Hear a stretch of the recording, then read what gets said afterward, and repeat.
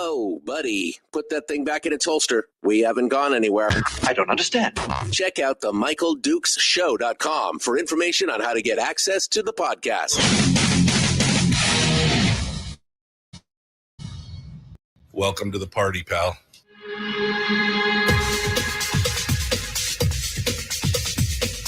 The Michael Dukes Show. The greed and the entitlement is astounding to me.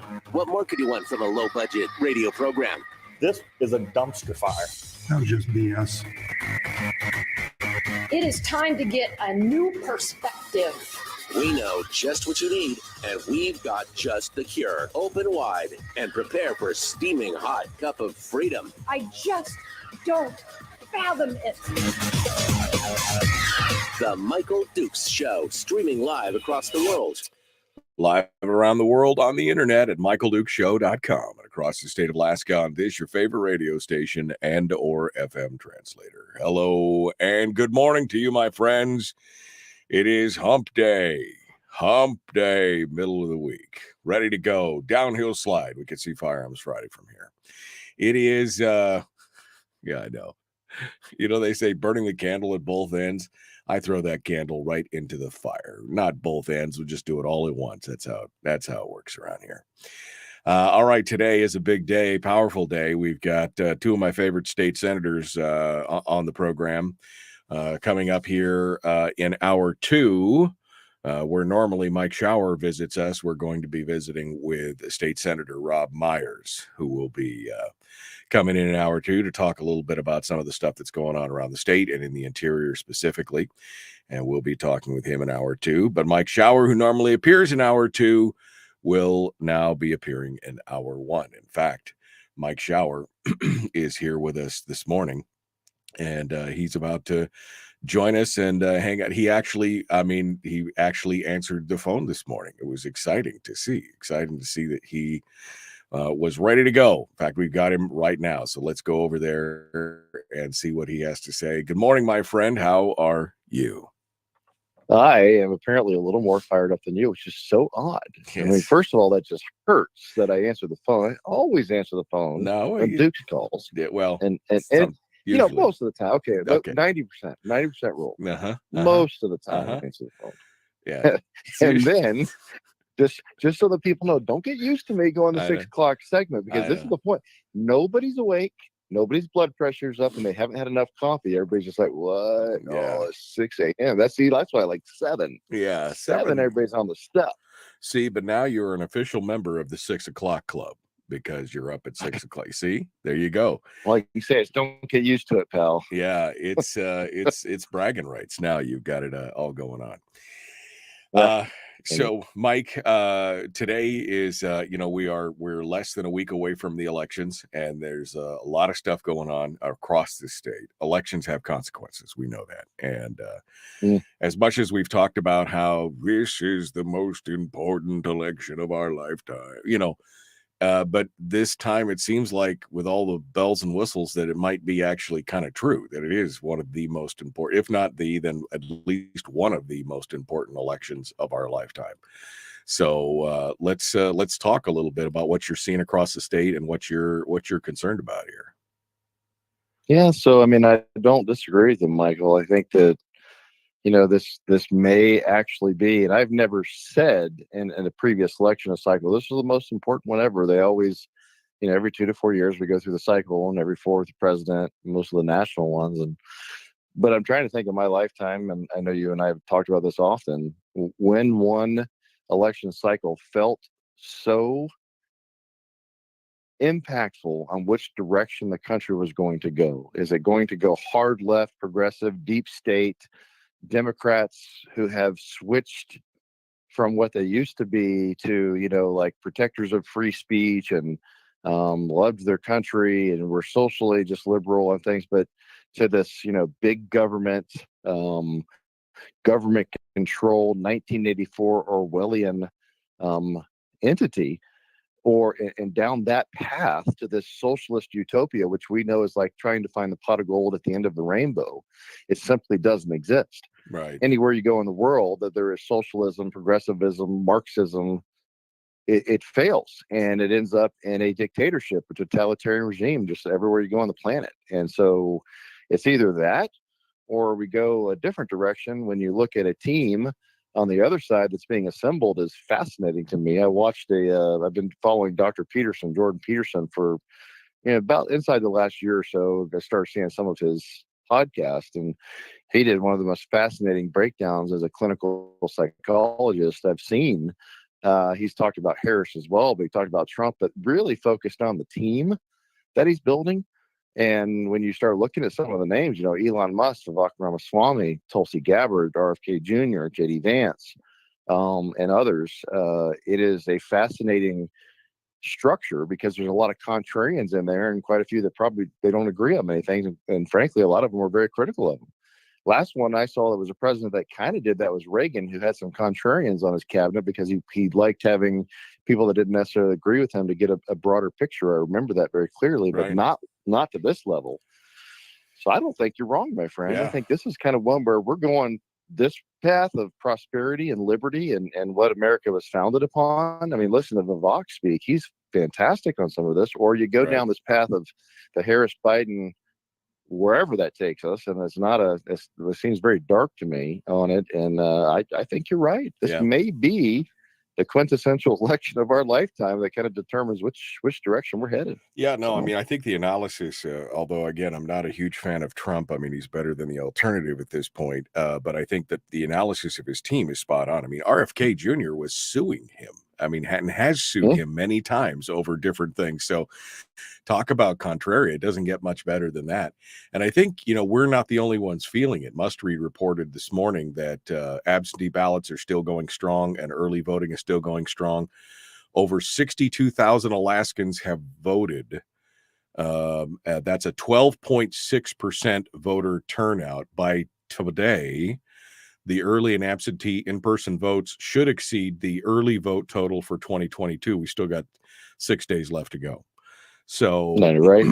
So I think we're going to see that people are feeling that. People are waiting in line for an hour and a half, 2 hours to go early vote. I think they understand that this is important, and whether you vote for one side or the other, at least people are out there exercising their rights, and I think that's important. But absolutely, it's also gotten to be one of the kind of the ugliest mudslinging, backbiting, innuendo reaching elections that I've seen in quite a while. I mean, we've seen ugly elections before. I'm not saying they don't happen, but this time around, there's some man, it's tough. Well, you spoke about, a lot of people don't like Trump's personality per se, but many people like the policies, the direction the country was headed as far as policies, economic, border security, international relations, etc. While he was president. Fair enough, whatever, to each their own.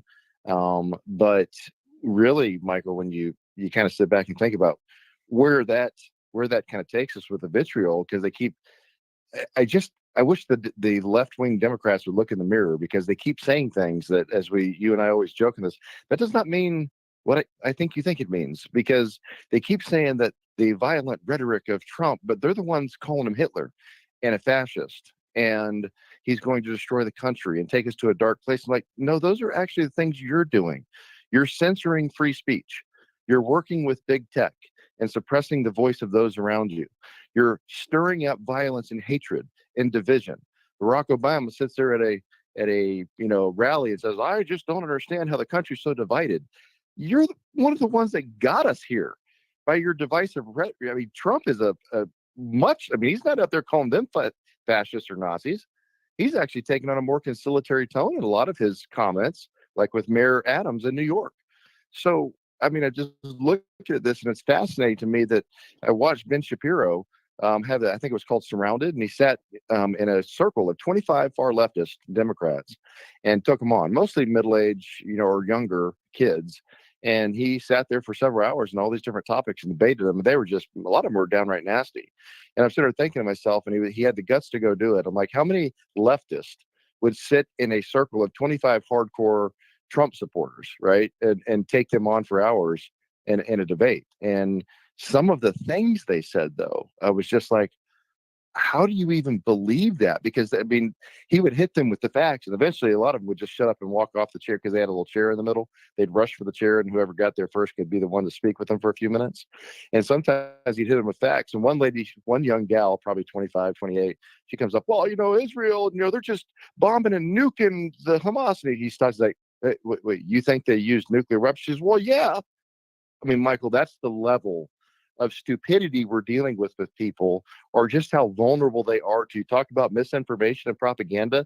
The girl actually thought the Israelis have used nukes in Hamas. Right. In the Gaza Strip. I mean, the level that you have to get at to believe that kind of hype and propaganda, I can't even comprehend it. It's just uninformed voters. They don't really know. I mean, you watch any of these, Charlie Kirk or Ben Shapiro or anything else go out on the on the campuses or whatever, and you've got these useful minds full of mush who basically, I watched a thing with Charlie Kirk the other day. He said, name one solid thing that Kamala Harris has done to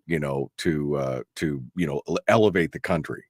And the guy was just like, well, she's an icon and blah, blah, blah. And he had no answers, and this is a typical thing, especially with the younger crowd. And it's younger, it's college, these guys they don't have the lived experience, et cetera, et cetera. But still, if you're out there flapping your gums for it, you ought to at least have some details and facts, to know what's going on. But, it shows the danger of our propaganda system with college, where our professors, who most of them have done nothing in the real world, are the ones poisoning the minds of our kids with all this left-wing garbage. And because kids, as Churchill said, if you're not liberal when you're 20, you have no heart. If you're not conservative when you're 40, you have no brain. I get it. And I give empathy to the young kids that don't know any better. But it shows the danger, because like it was Lenin or Stalin. I think it was Lenin said, give me the children, one generation, I'll change the country. That's a paraphrase, but that's essentially it. And that's what they're doing. Yeah.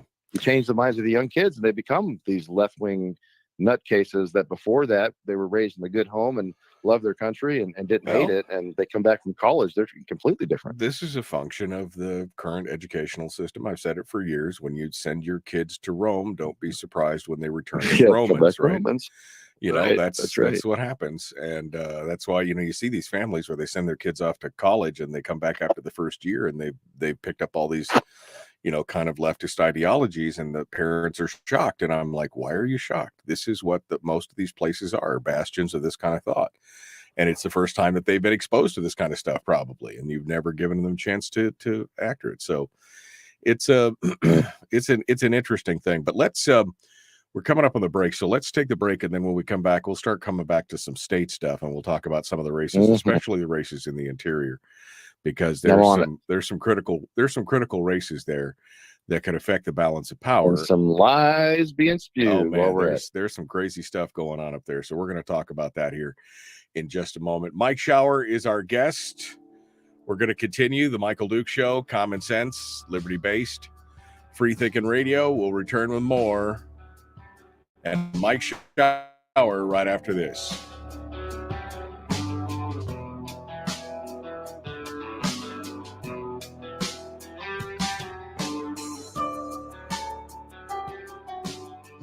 If you missed the show, you can listen to it on your time with Dukes On Demand. Oh, and it's free. Like America used to be. Streaming live every weekday morning on Facebook Live and MichaelDukesShow.com. Okay, we're in the break right now. Getting squared away here. Let me see what else. Tawny says, are you kidding? Kamala can't even deal with the two teenagers that proclaim truth that Jesus is Lord, Christ is King. Was there some interaction there, Tawny, that I missed? Not that I'm that I'm watching for that kind of stuff. You can't see the full Rogan Trump interview on YouTube. You have to go to X. Okay. I've seen some excerpts of it. I haven't watched the full thing. But yeah, same. I haven't had time for that yet. But it's definitely being compressed by YouTube. That algorithm is out again. It's big. Look, big tech is as much an enemy of the state as, or I should say, not the state. It's in line with the state. The enemy of the people as much as the legacy media in the U.S. is. I mean, they're just arms of the Democrat Party, the machine. They are. Yeah, I mean, it's when you could see the suppressive nature of like Google search and some of these other things, you're like, okay, what's exactly happening here? Let me see. Barbara says, unless you voted for Harris in the 2024 primary, I don't want to hear about how Trump is Hitler. Ow. Valid point. Ow. Touche. Ow. For those of you who don't get that, the fact is that Harris was not elected as the delegate. I mean, there was no election at the convention.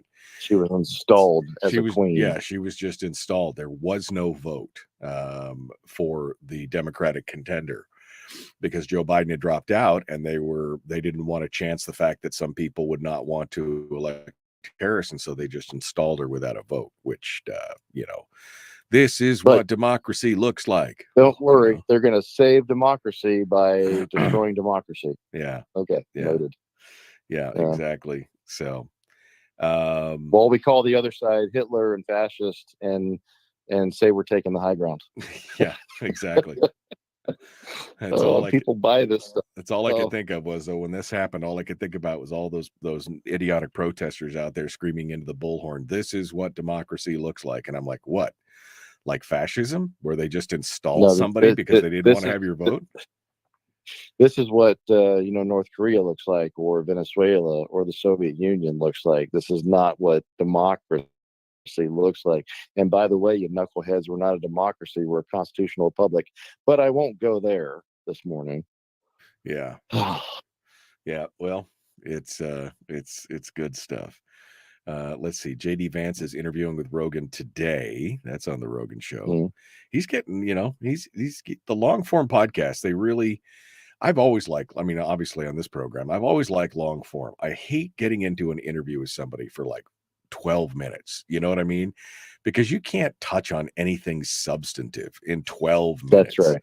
It's like, nor do you get the flavor of the person. No, you can't really tell who they are. Yeah, it's like the soundbite thing. It's like one of the things. It's one of the it's like the last few times we had the governor on. I'd be like, I want the governor back on. When he first came on, he'd come on for the full hour, and it would be great.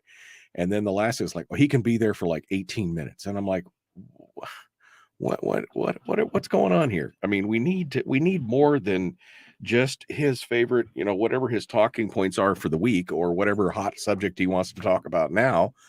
I'd like to talk about more. It's just, I find it frustrating when we get stuck into that. So it's all good. You learn a lot about a person when you allow the conversation to just ramble for an hour or three. Exactly. Because you talk on topics like family and background and other things that come up, and you learn more about the person. And I think you see, and again, I know a lot of people have this just unnatural TDS, the old Trump derangement syndrome, but you watch that for 3 hours and you see more of a man. You don't see the enemy, you don't see a fascist and all the garbage they're spewing, but you just see a guy. Yeah. And you get a chance to have them, they just have a conversation, and you start realizing, well, it is just a human being. It's just another human being. Yeah. Just as flawed as any of us, but you have a chance to look and see what drives them, what motivates them, why their family matters, all those things. It's just, like you said, you get so much more substance and depth out of a long form interview where you get to just talk for a few hours. Exactly. You learn a lot. No, I like that a lot better. Harold says, can you stop being an echo chamber and get some pushback? It's boring to hear the same old MAGA baloney every Wednesday. There's a little X up on the says top the right. Says the guy with one of the worst cases of TDS in Alaska. The Michael Duke Show. Not your daddy. Wait, sorry. Not your daddy? Ooh, not your daddy's talk radio. Whew. I was scared for a second. Thought we were going down. Here's Michael Dukes and the show. All right, we're back. State Senator Mike Shower is our guest. I was just going to tell Harold, there's this little red X up in the right-hand corner. You can just click it, and you don't have to listen to the MAGA baloney anymore. That's right. If you don't like it, just move on, pal. Yeah, I used to tell people. Yeah, go take whatever meds they prescribe for you for your case of TDS, because he's got like the most severe case that I think of anybody in Alaska. So, all right, well, let's be some medicine, maybe ivermectin. You should take ivermectin. It's a horse dewormer, some horse dewormer for you. Yeah. God, I think it solves TDS. That's what I've heard. Let's bring it back into the state here. There's some races that are going on around the state, and some are just getting flat out nasty. And there's a lot of lies and innuendo and invective flying around. I guess we should start up in the north. Let's start up in the interior. And that is the race going on right now for state senate between Scott Kawasaki and Leslie Hajdukowicz. And there's a lot of things going on. And you know what? You can tell by the level of desperation, you could see how close this race is getting and what the polling is saying. And I think what the polling is saying is that Scott potentially could lose. And that's why you're seeing a lot of this crazy stuff, this commentary that's like lies. Yeah, lies. I mean, innuendo. And really, quite honestly, I mean, we joke around the program all the time about word salad, but I mean, there's some serious word salad. Kawasaki put out a thing yesterday on Facebook, and he was talking about the Hajdukowicz tax. And look, I'm plugged in, right? I mean, I do this stuff all the time. I couldn't figure out what he was talking about when he kept talking about the Hajdukowicz tax, especially when he said this. Well, I suppose I should turn it up before I push the button so you could hear it, especially when he says this. The Hajdukowicz tax killed jobs, closed schools, and raised property taxes all across the state, and costs every Alaskan over $2,000 per year in lost PFDs. So the Hajdukowicz tax did all these things. It killed jobs, it raised your property taxes, and it cost you $2,000 off you're the guy that won't vote for the full PFD. You're the guy that won't take the PFD and do the statutory thing. Who really cost who? And by the way, because I had to ask somebody, what do you mean? What does he mean by the Hajdukowicz tax? Which, if you have to explain it to somebody and it's not readily apparent, it's not a winning strategy. Apparently, it was after SB 21 passed, and Scott was part of the repeal effort, and Leslie was part of defending the SB 21 deal. She was part of the group that defended the SB 20, and because of that, he's calling it the Hajdukowicz tax. I mean, how does one person in a group of people defending a law that was passed? Anyway, it's just I'll let you take the floor on this, but I'm just like, how do you get here? How do you get there from here? Right? That somehow we're going to take $2,000 out of your PFD. You're not giving us a full PFD anyway, Scott. What difference would that make? What difference? Well, like you said, Michael, you go negative when you're losing, and he has gone incredibly negative and flat out misinformation and lies on Leslie Hajdukowicz here recently. And you may remember, I've said this before that, I've asked people questions like, well, hey, you ran on a full PFD in your platform, and then you voted against it. Well, he told me once, Scott, that, I've got, 4 years to apologize. People will forget. I'm like, that's how you operate. Well, that something. So, you look at this, Mike, and you had like him, and I've heard Wilikowski's up there, who was a big part of the SB 21 battle back in the day, has been there campaigning, knocking doors for him. They've got Democrat staffers, hopefully not on government time, knocking doors, working for him up there. But I'm looking at this, I'm going, so let me get this right. So both of those two guys said they were full PFD supporters, but would you like to know who's not voted for my full PFD amendments the last couple of years? Oh, that's right. Wilikowski and Scott Kawasaki. The very guy trying to say that Hajdukowicz is taking money out of people's pockets is the very guy that has campaigned on the PFD in the past, but yet not voted for it. He's not voted for the full PFD. He's not even voted for the 50-50 PFD. You know how I know, Mike? Because those are my amendments. I put them in while Mr. Scott Kawasaki has been in this bipartisan coalition majority in charge of everything, including the budget, for the last 2 years. And you know who's voted against it? That's right, Scott Kawasaki. So he can sit here and tell people and try to lie to them and say, well, I'm for the PFD. I'm all about. No, you're not. You voted against it, Scott, consistently for years now when you guys were in charge. And let's just talk about one more little fact in that Wilikowski pre-filed SJR1, which he's had for years now, trying to do constitutionalizing the PFD formula. Now they want to pay for it by taxing, right? They want to transfer wealth from one to another. And I'm not a fan of that. That's not what was supposed to ever happen with the PFD. It was just a slice of our royalties, right? From selling our resources to those that would extract them out of the state, resource development. They want to now raise taxes on those people to transfer wealth. And that's not the intent of how the PFD was ever supposed to work. You weren't supposed to raise taxes and transfer wealth. But that SJR 1, that Joint Resolution 1 from Milikowski, it's been around for years, is to constitutionalize the PFD formula and move on and figure it out from there. Do you know who had that in his committee these last 2 years while he was in charge of state affairs? Would you like to know who that was? Oh, that's right, Senator Scott Kawasaki. And would you like to know how many hearings he's had on that SJR 1 full PFD for the people? Would you like to know how many? Would you like to take a guess, Mr. Dukes? You're going to tell me. 0. So. Yeah, okay. Not one. Yeah. And he's telling people, well, I didn't have time. Yeah. So you didn't have time in 2 years to have even one hearing on a bill that would constitutionalize the PFD formula for the people of this state, while telling them that you support the full PFD, but never voting for it when it's been in front of you on the floor and you had a chance to do it. You could have moved Wielechowski's bill, because guess what? He had a friendly committee, my friend. He had Wielechowski on his committee. He had Bjorkman from Kenai, which I believe, as Lisa said, he has supported the PFD in the past. So he could have easily passed it at a minimum. He could have had a hearing or two on it and let it come out there and get its fair spotlight, if you will, move it to the next committee and see where it goes. But he said he didn't have time, but he had time to do dozens of other Democrat bills, had plenty of time to work on election reform stuff after he put out his version of the left-wing bill, and then to hijack Sarah Vance's bill and turn it into a Democrat bill, which eventually ended up dying because he killed the clean voter registration bill. That's a whole other thing we can talk on later, because when somebody tells you one thing, Mike, when they campaign, but then they turn around and do the stuff that I'm watching happening up at Fairbanks right now, getting intel from different people, it's a flat out lie. Right. Because you absolutely have time. And ask me how I know I had time, Mike, because I heard all kinds of bills, including PFD bills and election reform bills and all other manner of bills when I was state committee chairman for 4 years. And a matter of fact, there was one time I heard almost every Democrat bill, heard it. Because the uniform rules say that we operate under, which are actually higher than statute and law. Yeah. They say that every bill that's in your committee is supposed to have a hearing. And would you like to know how many bills I had sitting in state affairs and how many hearings I got under Scott Kawasaki for anything? Nothing. One bill of all the ones I had got one hearing, and that's all the courtesy I was given, Mike. And then I watched him, once with again, this is interesting because I saw Senator Myers, who you're going to have next. You can ask him about it. He's always maintains his calm. I've never seen him get angry on the floor, raise his voice. He did this last session at the end of it because Senator Kawasaki claimed that, well, I talked to the bill sponsor about this, and Rob just stood up and he's like, don't you dare.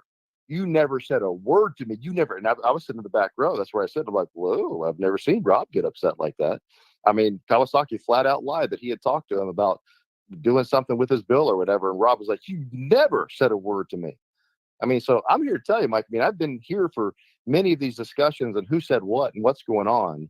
And I have had one long conversation with Leslie to kind of, just introduce myself, talk to her, find out her positions, just kind of go back and forth and have a conversation. She seemed like a nice lady, very experienced, educated on the issues, had a lot of really good back and forth.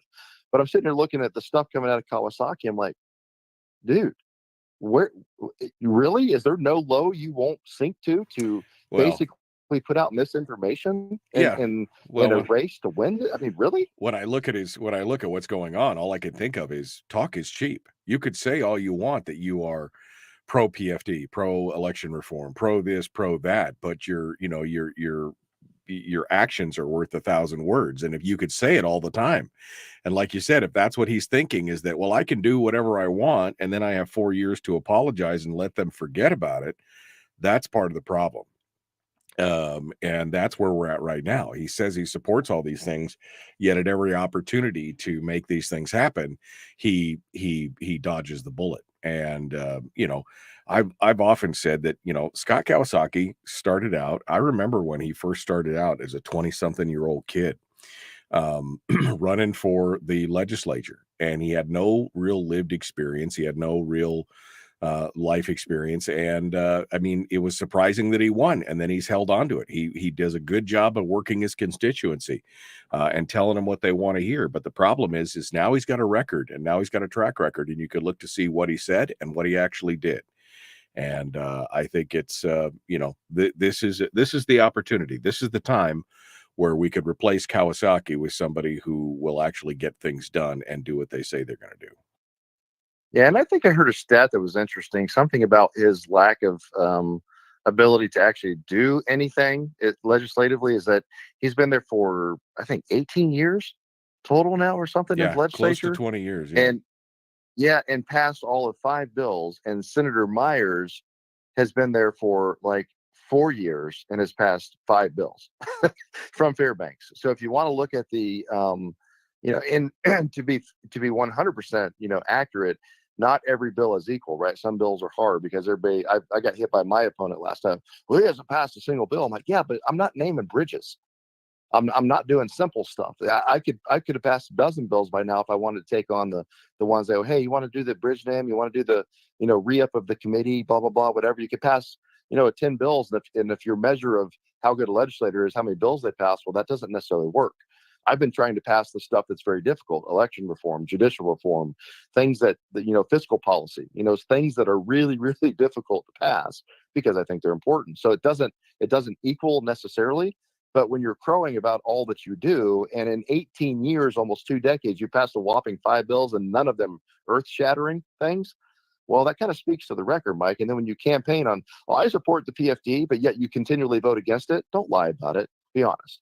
When you tell legislators, I worked with this one and I asked for it, and you didn't, well, that's lying, Michael. Let's be honest about the things that are going out here. And when he says something about Leslie Hajukovich, who, like you said, was just working on a proposition as one of many on something, and then try to say that's a tax when he's the one that's creating the PFD tax by not helping us pass a fiscal policy that would protect the PFD, like a 50-50, or votes against my amendments for a full PFD every year or a 50-50 PFD. Come on, man. When these people have a chance for power, they take it over principle, because he voted for it when he was in the minority, because that's easy, right? Because it doesn't cost you anything. Now the guy wants power, like many legislators, because when you get the majority, you got that committee chair, you want the power, you don't want to give it up, and you're not willing to vote that way anymore, which shows your true allegiance. If you're not going to vote for the full PFD at that point, then you never really supported it, right? Right. Tell me what your choices are. So it's the standard political, I say one thing, I do another, I campaign one way, I govern another way. I've got time to apologize to the people. Say, I didn't mean it. It's not really what happened. And then hope, as always, right? As you said, the low information voters, they just and they see your flyers and they listen to the radio ads, like on Yes on 2, right, on ballot measure 2, and there's $12-something million, and they're inundating the airwaves. They're scaring the military. So, you won't be able to vote if we repeal ranked choice voting. Somebody needs to sue them, because that's a lie. That is actually a criminal violation in Alaska state law, to knowingly spread false information, but yet they get away with it. Right. And a lot of voters don't know any better. So some of them are probably going to vote to keep ranked choice voting, thinking, I'm going to lose my right to vote if we repeal it. And so it's this kind of stuff that you and I know better. But Mike, like you said, a majority of the electorate, no fault of their own, because they're busy living and they have a lot going on, don't know and aren't paying attention. And who does? Who pays attention to the inside baseball? Very few people. Maybe your program. A lot of people on your program listen because they're paying attention and listening and getting educated, but the average voter doesn't. Michelle and I sat in line and voted yesterday early, and it was only about 45 minutes. It wasn't terrible, in there, but it was funny because I was listening to questions while we're standing in line. A lot of questions. People say, well, what's this ballot measure to? Right, how's that work again? You're sitting there going, this far into it, and knowing how many Alaskans do not like ranked choice voting, consistently up in the 60 percentile in polling to repeal it. And they're still asking questions about how they're supposed to vote on that. And that's partly because of misinformation. Yeah. Because Scott Kendall and Alaskans for Better Elections and all the leftists with their money from down south are absolutely lying to the populace, desperate to keep it, because this particular one obviously has national implications. It's not about Alaska. Right. No, we've covered that before. 12, almost $13 million now in monies raised and spent in the state of Alaska. It's pretty insane. All right. Well, there's another one on we can go on a break on this one, but talk about the fiscal policy group too, because guess who was a part of that? We were just talking about. Yeah. All right. Well, we'll continue here in just a moment. The Michael Duke Show, common sense, liberty-based, free-thinking radio. Mike Shower is our guest. We will continue in just a moment. Don't go anywhere. Back with more right after this.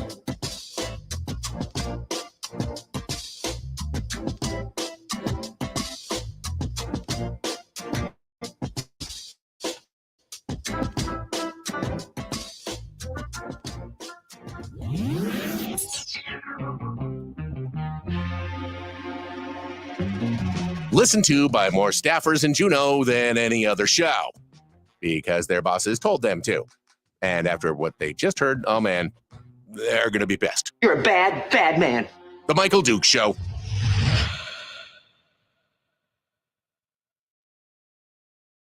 Hey, Mike, I'm going to give you the floor for a minute. Again, I'm not feeling good. I'll be right back. You can tell people about whatever you want to talk about there. I'm going to give you the floor here. I have the mic. Woohoo! Yes. Control. Well, interesting. I just talk anyway, so I'll wait for Michael to come back and hopefully survive whatever's wrong. So I was going to talk about Senator Kawasaki, which will go back on the radio because I know some people miss it, but he was on the fiscal policy working group. And many of you on the radio have heard me talk about that for years because I was a part of that, spent dozens and dozens of hours trying to come up with something that would work for a long-term solution. And we did. And it was something that not everybody was unhappy about some part of it, which is probably the best grand compromise you're going to get in politics. And one of the provisions was we had to put the PFD in the Constitution that there would be one shall be paid, but leaving the formula as a statutory change because you couldn't get enough people to vote for putting the formula in the Constitution. So we also said it had to be a 50-50 basically. That was the only thing that was going to work. 50% of all the income would be dedicated like it was in a way previous years to the people in the form of PFD, whatever that number is, it's just the number and it is what it is.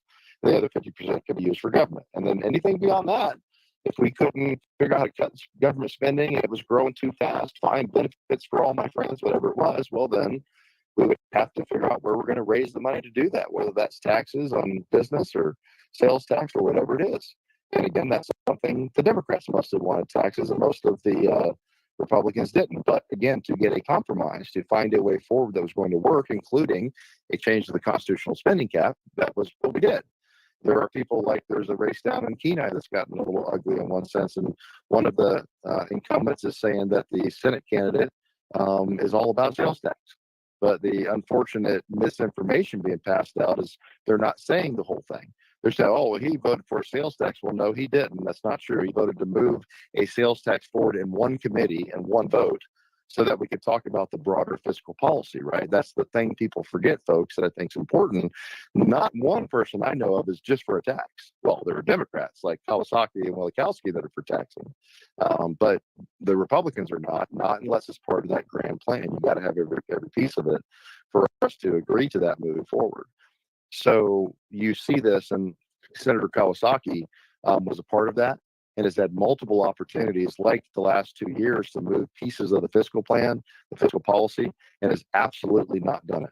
So once again, you have somebody that's on a fiscal policy working group that could help us move the parts and pieces to get those along as in a bipartisan supermajority and did not move any of the parts and pieces of that. So it's absolutely untrue when they say, well, I support a fiscal policy. Well, if you did, you wouldn't turn your back on it. And Senator Kawasaki has absolutely turned his back on a comprehensive fiscal policy that would solve the issues for us moving forward. So I don't know if you're back yet, Michael, or not, but I think it's important that people understand where this kind of comprehensive policy falls in there that Kawasaki had a chance as well to do something with and did not at all. And he's still gone. How do I talk to people now? I don't have all the stuff up in front of me. So I don't know this. Is this where we have a joke? I'm sure you'll make it through. It'll be fine. You'll make it all good. Horse walks into a bar and bartender says, "Hey, why the long face?" I had to come up with something. Yeah. Sorry about that. But I'm ready. It's good. Yeah. He says, "Are you good? Somebody, you're still alive?" Yeah. No, it's just everything hurts and everything's upset right now. So that's how it works. Terry says he doesn't read the chat room. No, I don't think Mike is reading the chat room this morning. So it is what it is. No, I never do because I think it gets distracting. from your point, it's easy to kind of get, really down a rabbit hole real fast or interrupt your chain of thought. And you have some of the trolls on there too, and they just, they're not worth your time. So I don't bother with that. It's not worth it. I'd rather stay on topic with you and whatever we're talking about and just keep going. Right. Greg says, so does the election season 2028 start on November 6th? God, I hope not. Oh, God, I hope not. Oh, my God. Thanks, Greg. Thanks for throwing that out there, Greg. Know that. I want the signs to go away. I'm tired of getting 8,000 texts a day. I'm like, can we just go back to living for a while? Jeez. The text messages are like, I'm already voting for you. Why are you texting me? Just stop. I don't need it. And and if you give one time, it's you're going to be on the list, and then you start getting hammered and stuff. So it's an unfortunate, reality we live with. But I guess the other side is you could live in China or Russia where you have one candidate and you're pretty much told to vote that way or else. Yeah. So, you could be there. Oh, Jim throws a good bomb out here. The last one. If Kawasaki loses, he'll just run for borough assembly, which is the retirement program for failed interior legislators. He's not wrong. Probably. He's not. People like that. That's all they do, Mike. They just bounce from office to office. That's all they're ever going to do is the public sector. They never do anything else. Yeah, it is what it is. All right. Well, thank you, folks, for being patient with me there. And we'll return here. Mike Shower's our guest. One final segment. Let's get to it. Here we go. Common sense, liberty-based, free thinking radio. Like, share, subscribe, ring the bell. Let's do it. The Michael Duke Show, proudly splitting the left versus right dichotomy. Yeah, I had to look that word up too. I don't think it means what he thinks it means. Here he is, though. That guy, Michael Dukes, the one with the show. That word actually does mean what I think it means. Man, that guy, so snarky. Mike Shower is our guest. We're continuing on here. Hour one. In hour two, Senator Robb Myers will be joining us here in just a few minutes. Mike, this interior race has gotten bad, but also down on the peninsula as well. The whole Bjorkman versus Carpenter thing, where Bjorkman is, out of context, hammering him on this whole sales tax thing, not talking about the fiscal policy working group or all the other components of it or anything else. I mean, there's some, again, you smell that? It smells like desperation. It smells like people don't know what to do, so they go full attack, dog mode. Yep. That is unfortunate. That's why I kind of brought that one up, because I see it, and I don't want to speak ill of my Republican colleagues or candidates. It is important to note when misinformation is being used, whether it's in desperation or desire to win or to, basically somehow, paint a negative picture of the other candidate. And in the case of Representative Carpenter running for that Senate seat, I happen to know for a fact through many hours of conversations with Ben that he is not for a tax at all. But I also know that he's pragmatic enough to look at it when we went through the fiscal policy working group and go, okay, we're not going to get our way on everything. We really want the constitutional spending cap, right? And we also want to see the PFD protected for future generations, but you're not going to get that without some form of taxation that many of the Democrats want. You're not going to get the full PFD because virtually none of them, including Kawasaki, wanted it, or the incumbent in the race in the Kenai. The 50-50 was the best you were going to do, but then you're going to have to raise more money somehow back to now we're going to tax to pay a PFD, but that's the reality because of the level of spending that you've heard people all the time, including Wielechowski, if they're trying to protect Kawasaki with all the misinformation, so we're going to have to tax you this. Well, Bill, you've had increased spending. He's trying to say, well, his spending hasn't increased, by, according to inflation, they'll come up with a bunch of numbers and spend it. But if spending hasn't increased in the state government of Alaska, then explain to me why we have to keep taking more and more PFD every year. That's because 2 + 2 does not equal 4, my friend. It means we're spending more. We have to take more to pay for government. Right. And so Ben Carpenter absolutely does not support a tax at all, unless it is a part of a comprehensive plan that also brings a change to the spending cap to make it relevant, that also brings reductions to state spending, that also protects the PFD. That's the misinformation and the lie that gets so frustrating when people do get desperate. They go negative when they're losing, right? And they start to paint a negative picture of the other candidate. It happens all the time. It happened to me. You've been in races before. You know how it works. This year just seems to be particularly vitriolic in a lot of cases, Right. maybe flowing from the presidential race on down. But look, Rep. Carpenter supports a sales tax if Yeah. it happens to be a part of everything else. And by the way, I remember many of our conversations, like him and I adamantly opposed it, almost every tax, including an income tax. I'm not doing that. Right. I could live with the sales tax, a small one, 1.5%, 2%, if it was a part of fixing the problem. Right. But I've said this on the floor before. Click Bishop, I think I remember, had like I don't know, some kind of education head tax or something. I was on the floor and I said, I will not vote for this. I said, I will never vote for a single tax until we have the entire fiscal plan, because I might as well throw the money right out the window. Right. That's ridiculous. Why would I vote for any tax with no cap on spending, no protection of the PFD, no balanced spending plan? That's just ridiculous. Any Republican with common sense is not going to support that. So it's frustrating when you see the lies. But again, you go back to people see the flyers and the radio ads. Right. They don't know any better. Right. Saying, well, Rep. Carpenter must support a tax. I don't like that. Well, that's not true. But that's the level that we're at, unfortunately. Right. Well, it's those kinds of things. It's half truths, right? I mean, it's truths wrapped in it's lies wrapped up in a half truth or whatever, because he supports the 2%, but only if it's part of an overall fiscal plan that includes a spending cap, enshrining the PFD, and all the other components of the fiscal policy plan. And that's the thing that people forget. And look, I don't know if anybody's looked at the forecast here, but taxes are inevitable. I mean, I hate to say that, because I'm like you, taxation is theft, and we shouldn't be. But every other state in the nation taxes the people to pay for government. We're unique because of our resource situation. Mm-hmm. But every other state taxes the people, and that connects the economy to the government, and so they have to care about what happens in the economy. It's going to happen. It's already happening right now with this PFD stealth tax. But eventually, the PFD will be exhausted. And that's right. They'll have to come out and just say what the quiet part out loud, which is taxes are inevitable. We've got to talk about it. We can't shy away from it. And that's the problem, is that most Republicans are so averse to again, I'm not a fan of taxes, but I also understand how government works and how it's working in all these other states and why we're unique and why we're avoiding it. But the longer we avoid it, the harder it's going to be when we hit, and they're going to try and force something down our throat that won't work, like an income tax or something like that. It's, we've got to do it. Which is why, Michael, we went to the Comprehensive Fiscal Policy Working Group, and we had that plan, trying to get ahead of the problem before it bites us in the rear, because we don't do anything until it's too late, and then we're just reacting. Some of us are smart enough to look ahead and go, this problem's coming. And if you're going to tell me, it's been easy pickings, right? Unfortunately, one of the biggest arguments for protecting the PFD was that it would prevent this gross growth and overspending of government. Well, guess what? When Bill Walker took it and then the fight was on, now it's that big pot of money, billions of dollars that we've been using in expanding government. And once that growth continues to the point that we've gobbled every dollar of the PFD, which, like I said, we're very close to doing already. And when that's gone, what choice do you have with all the locked in contracts and where the government's going? You're going to have to pay for it, or we're going to have massive contraction, which wouldn't really hurt my feelings to watch us. That would be how you strip down government, right? You're forced to, but that's the direction that we're headed right now.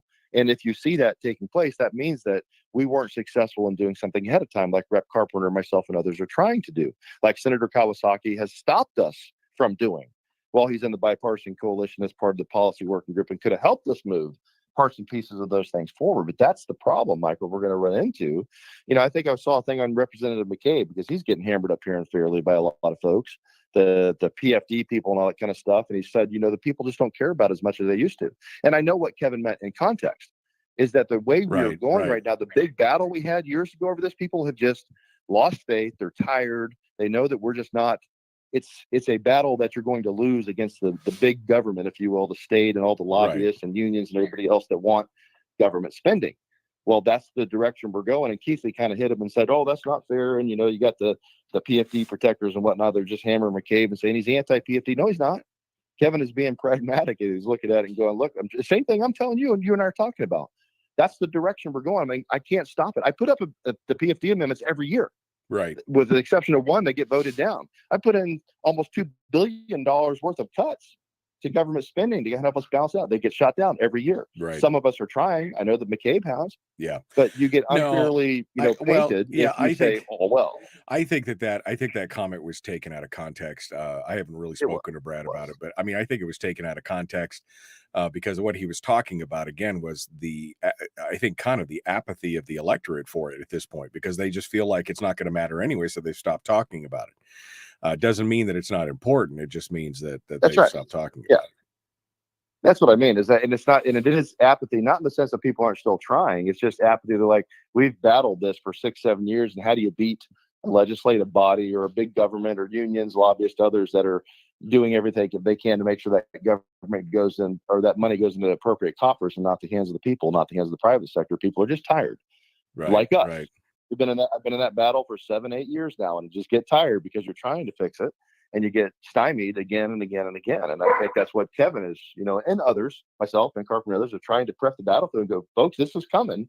This is the direction we're going. Well, that's the thing. I mean, even Bryce Edgman admitted in this AFN thing when he was at AFN, he said, oil is now at $75, $73 a barrel. When we left the legislature, it was between 80 and 90.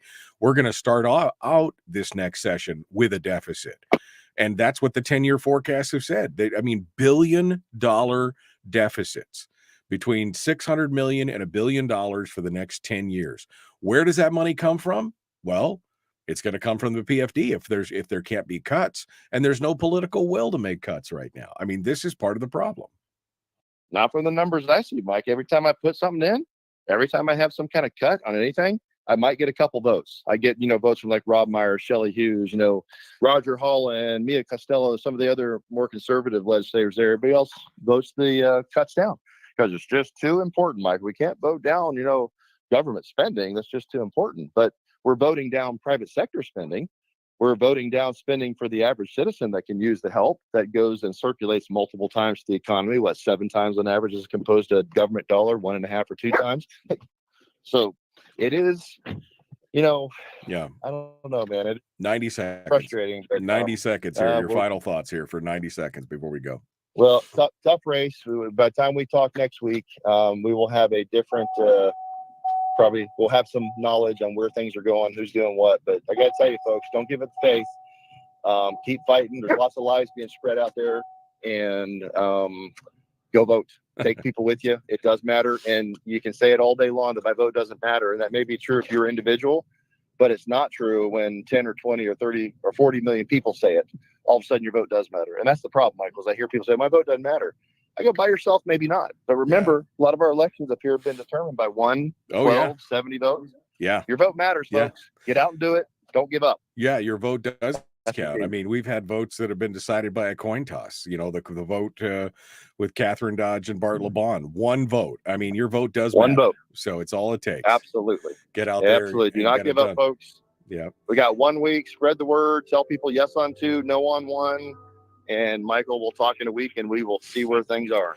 We'll be figuring out what the world looks like next Wednesday. All right. Well, thanks, Mike, for coming on board. Appreciate it. Thanks for being part of it today.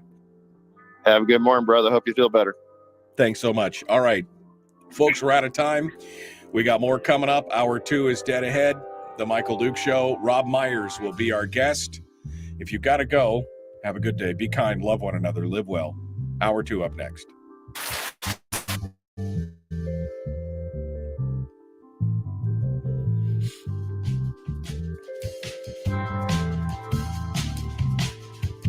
Okay. Man, just trying to get myself all squared away here.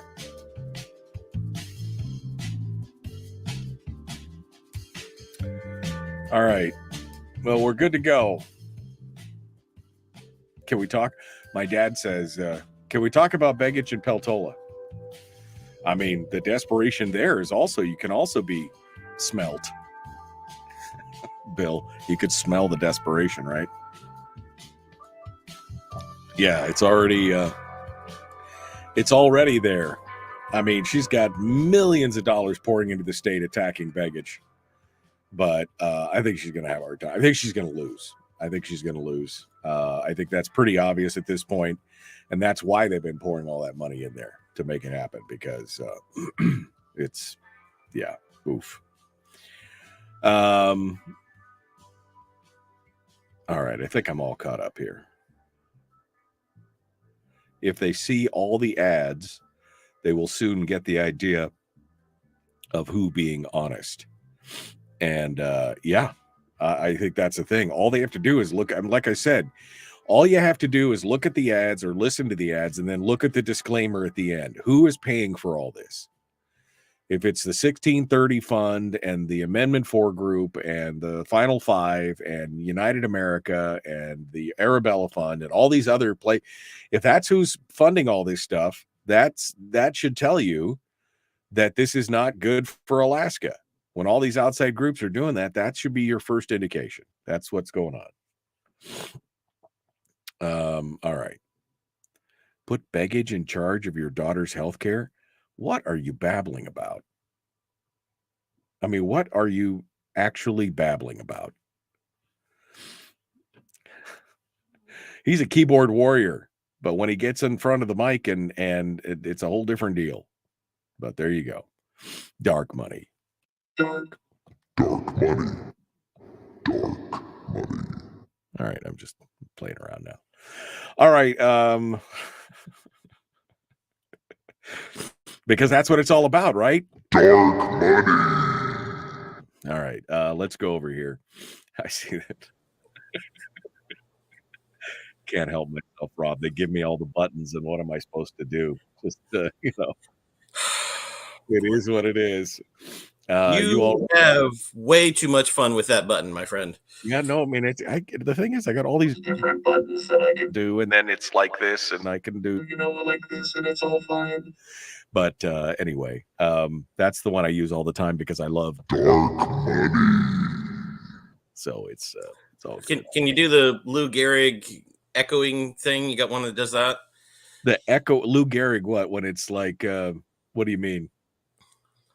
I consider myself the luckiest man on the face of the earth. I could set that up, but I don't have that right now. That should be. I do have that because sometimes you just got to say mother, and you just got to. Sometimes you got to do that, and it's how it works. Like there. Anyway, hello, Robb Myers. Long time no see, my friend. You've been a busy guy. How's life been treating you? Oh, life has been treating me good. I just got home last night about 11:30. Actually not from the slope and not even getting paid for it. The last couple of days, as I've been texting you to set this up, I was in Canada because my life is not busy enough, apparently. My mother-in-law is moving in with us. And so this past weekend, I flew down to Washington, where she's been living the last few years, and helped her pack up, and I drove her U-Haul up. And so I just drove through Canada in 3 days. And she's going to be flying up here in a few weeks. She's hanging out down there, going to clean the house up, get ready to sell it, etc. You know how that goes. Right. And but yeah, so I just spent 3 days driving a U-Haul through Canada. Through a bunch of snowstorms and everything, of course, too, naturally. That was fun. I'm sure that was fun. I'm sure it was enjoyable. With a trailer. That's even better. Yeah, spick and span. I feel your pain. On that one for sure. All right. Moving your mother-in-law in, been nice knowing you. Yeah. I'm sure she's wonderful. Don't do this then. All right. Let's go. We're going to talk a little bit about the races, but we're going to specifically talk about the interior race because you got some things to say. I know that you are. But before we got 2 minutes here before we jump back into it. How pleased were you when you saw that Brandy Hardy got disenfranchised, got disengaged, got plucked out of the presidency chair at the school board? What are you got thoughts on that? Oh, it only took 6 months. It's about stinking time. It's like this is the face that you want to put forward to the legislature, to the public, is ones that bring forward, unsubstantiated rumors and accusations. I mean, she wasn't allowed in my office. I don't know about others, but she wasn't allowed in my office. So right. Good luck, school board, if you wanted to talk to me. I mean, I love Melissa, so she's welcome to my office any day of the week. But she's come into my office here in Fairbanks and commandeered my chair a couple of times when I wasn't there. But Yeah, so I mean, at least they're getting the hint that they need to put a little bit better of a face forward. Right. I mean, like, hello, let's insult every legislator in the interior and then wonder why you can't get sit down with an audience or whatever. And, that kind of stuff. I was a little shocked by it. I was shocked and pleased. I guess I'll say I was surprised and pleased that it all came down. So it's all good. Melissa says stealing your chair is the best. So whoops. There you go. That right there. Stealing your chair is the best. All right, Rob, hold the line. We're going to be right back to you. Don't go anywhere, folks. This is it. The Michael Duke Show, common sense, liberty-based, free thinking radio. Hour 2 is right now. Let's do it.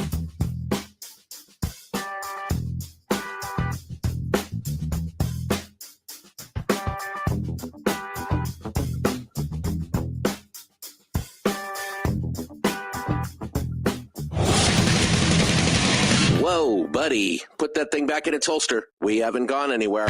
I don't understand. Check out the MichaelDukesShow.com for information on how to get access to the podcast. Welcome to the party, pal.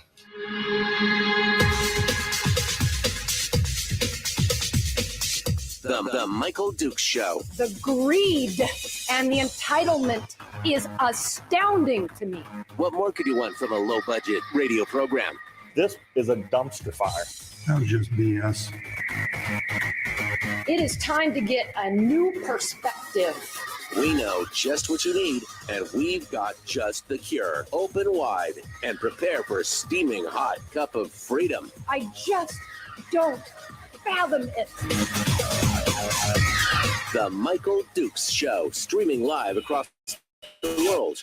Live around the world on the internet at michaeldukeshow.com and across the state of Alaska on this, your favorite radio station and or FM translator. Good morning, my friends. Welcome to hour 2 of the big radio show. We just finished up with State Senator Mike Shower, and that was fun for the early shower hour of power. He's now officially a 6 o'clock club member, although he's really ugly that early in the morning. That's why he can't do the video. He's just like, no, can't do it. But in this hour, we're joined by State Senator Robb Myers, who comes in for us for the Interior. We're going to talk about politics and elections and lies, truth, lies, and fiction. There you go. Truth, lies, and fiction. That's what we're going to talk about this morning. Robb Myers is our guest, and he joins us right now. Hello, my friend. How are you doing? Oh, I'm doing. I was just saying during the break, I got home about 11:30 last night after driving through Canada the last 3 days. So I'm here. Here we go. I'm here. I'm ready. Please turn it off. Turn the machine off. We're ready to go. Robb has been a very busy guy for most of the summer. We haven't had much of a chance to talk with him. And of course, now we're hot and heavy into election season, and it is the final week going up to election. And Robb has got some things. He's got some things he'd like to talk about. Robb, I know that you've been watching some of these races in the Interior, and you've taken a personal interest in it because your name has been used in vain a couple times by, in this case, we're talking about Scott Kawasaki and this whole thing that he's coming about, talking about the Hajdukovic tax and everything else, and then talking about some of your bills as well. So I guess let's just get started. I had to have you explain what the Hajdukovic tax was. I mean, I'm pretty plugged in, but I'm like, what does he mean? What is he talking about? I mean, and I guess it's not a very good foil if you have to have somebody explain it to you. This whole Hajdukovic tax is one person defending the vote of the citizens, right? Because this was a citizens' vote, and she's part of a group. How is it her personal responsibility that she's defending the rights of all these Alaskans who voted in favor of? So anyway, walk me through this here. Give me the rundown on this whole Hajdukovic tax. Yeah, so Scott Kawasaki is getting pretty darn desperate, and he's got a couple of different versions of this ad running. Some of your listeners on KFAR may be hearing it during the break today. I don't know.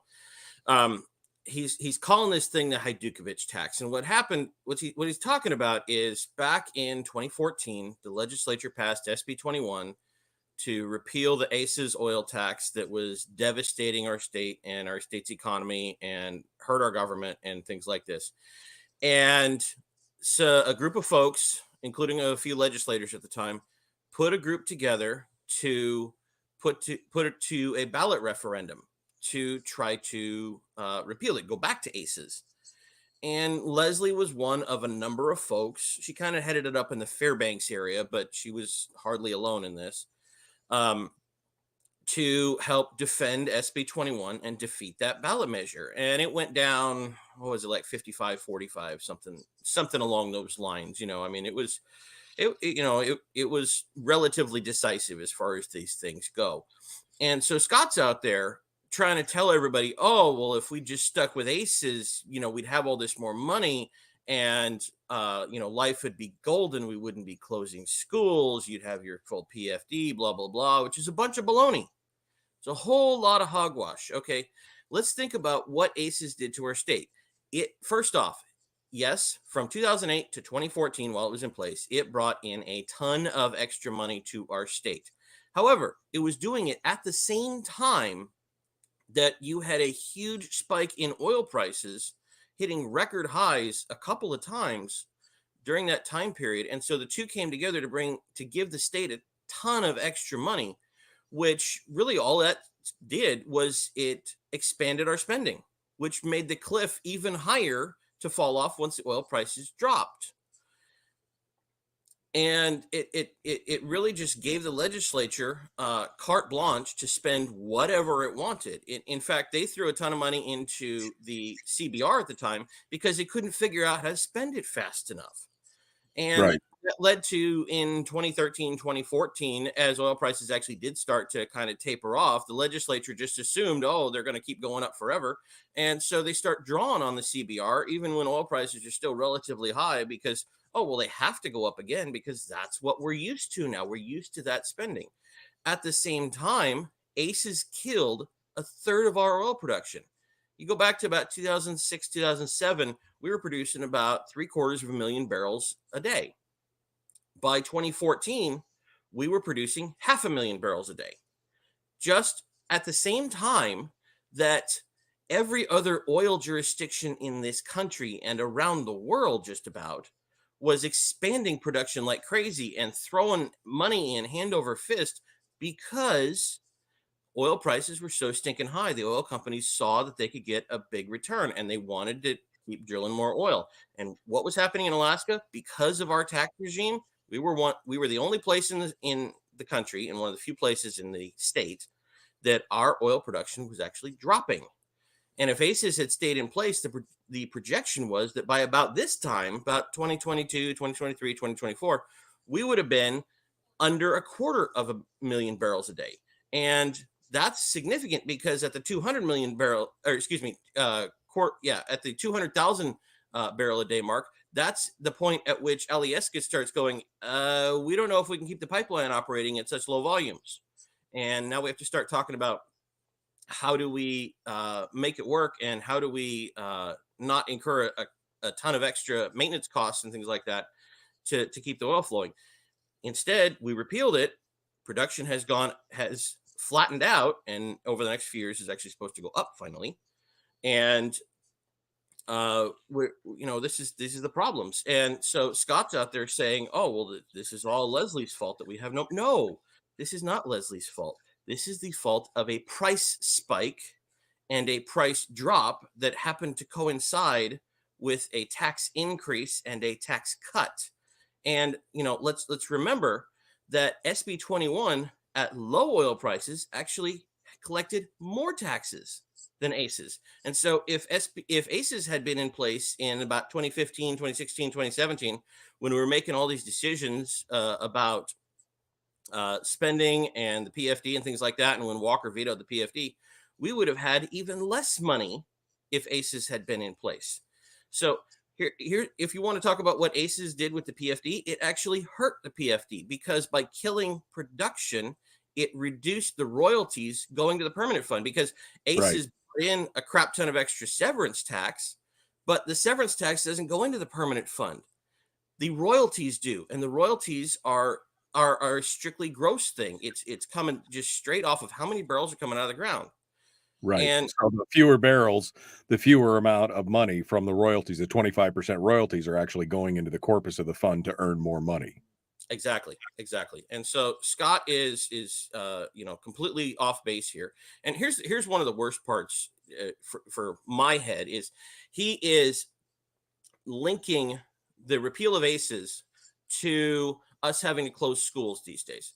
No. Okay, step one, when ACEs was in place, school spending went up faster than inflation, while our test scores at the same time were dropping from middle of the pack to near dead last.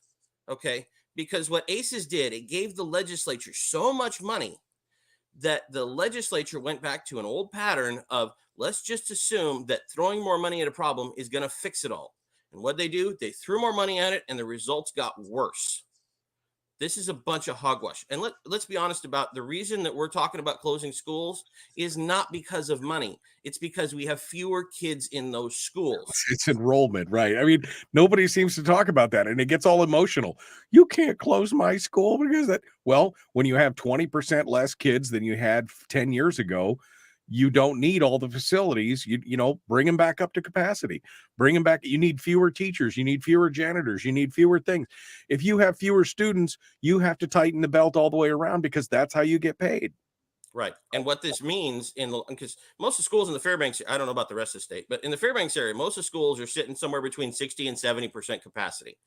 And the results of that is if you're spending more money on buildings, that means that you have money going towards building maintenance, towards salary for a principal, salary for the front office staff, salary for janitorial staff, that if you could close that school, that is money that could be used to pay actual teachers, that could actually lower class sizes that we keep hearing is so important for student performance.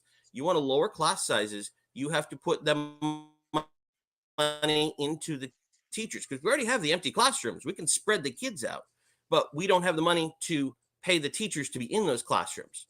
But if you could spend less money on buildings because we have fewer kids, then you could actually spend more money on teachers and flatten out those class sizes.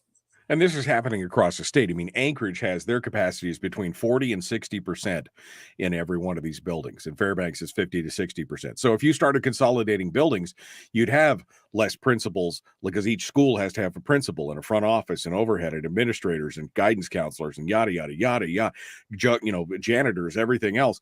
And yeah, nobody likes to see a school shut down, but it makes sense from a fiscal standpoint. If you don't have enough students to fill them, that's what you got to do. And if all you do is throw money at the problem, you're just creating more problems down the road.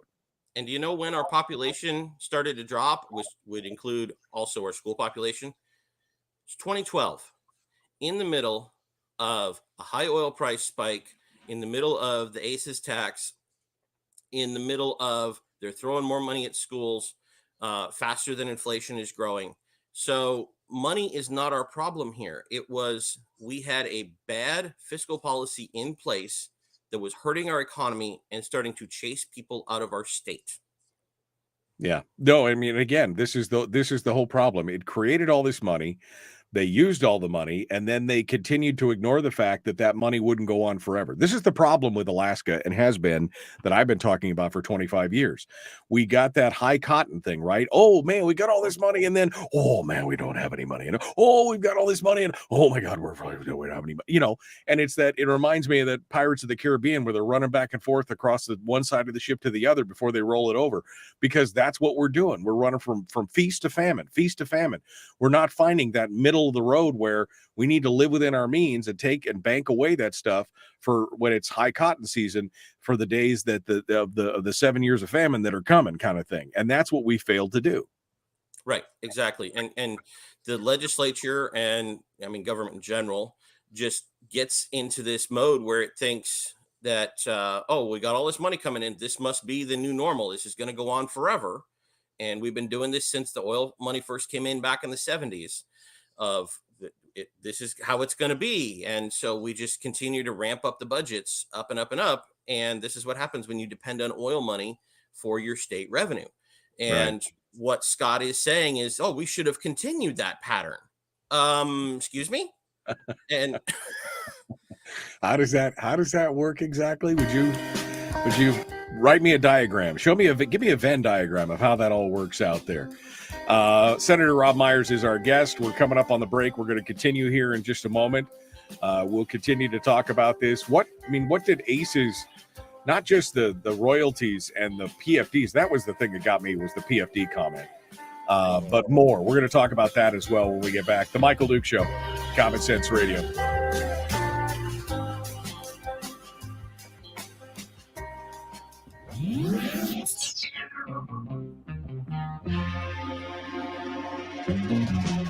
Running on 100% pure beard power. Oh, also some coffee. We dip our beard in coffee. Nice beard. The Michael Duke Show.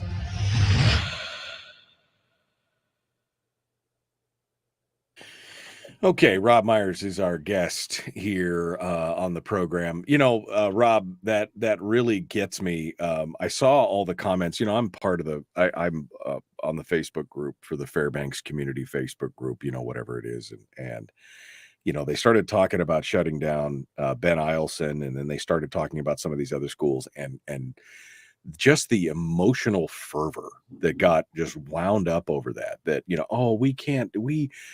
I remember going to that school, or my kids have all gone to that school, I understand that there's an emotional tie for some people to their schools, but at some point you have to acknowledge that if there are fewer students, we have to do something to make it more efficient for everybody.